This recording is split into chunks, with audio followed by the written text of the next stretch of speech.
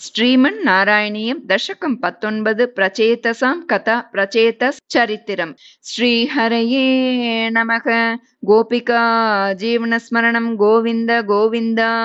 पृतोस्तु नप्ता पृथुधर्मकर्मटः प्राचीनबर्हिर्युवतौ शतधृतौ प्रचेतसो नाम सुचेतसः सुतान् अजीजनत्वत्करुणाङ्कुराणिव पितुः ससृक्षा निरतस्य शासनात् भवत्तपस्या निरता दशापिते पयोनिधिं पश्चिममेत्य तत्तटे सरोवरं सन्ददृशुर्मनोहरं तदा भवत्तीर्थमिदं समागतो भवो भवत्सेवकदर्शनादृतः प्रकाशमासाद्य पुरः प्रचेतसाम् उपादिशद्भक्ततमस्तवस्तवं स्तवं जपन्तस्तममीजलान्तरे भवन्तमासे विशतायुतं समाह भवत्सुखास्वादरसादमीश्वियान् बभूव कालो ध्रुववन्न शीघ्रता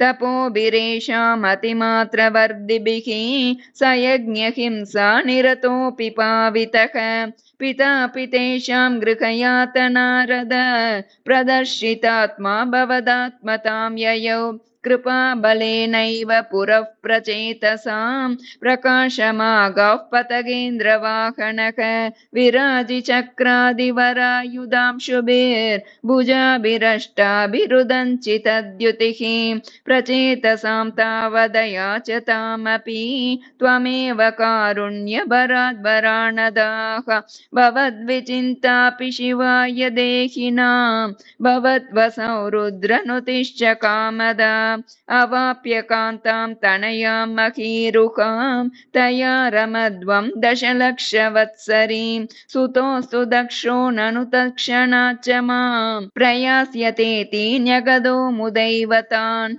ततश्च ते भूतलरोधिनस्तरून् क्रुधा दहन्तो द्रुहिणेन वारिताः द्रुमैश्च दत्तां तनयामवाप्यतां त्वदुक्तकालं सुखिनो बिरेमिरे अवाप्य दक्षञ्च सुतं कृताद्वराः प्रचेतसो नारद लब्धया धिया अवापुरानन्दपदं तथाविदस्त्वमीश वातालयनाथ पाहि मां. श्रीहरये नमः. गोपिका जीवनस्मरणं गोविन्द गोविन्द.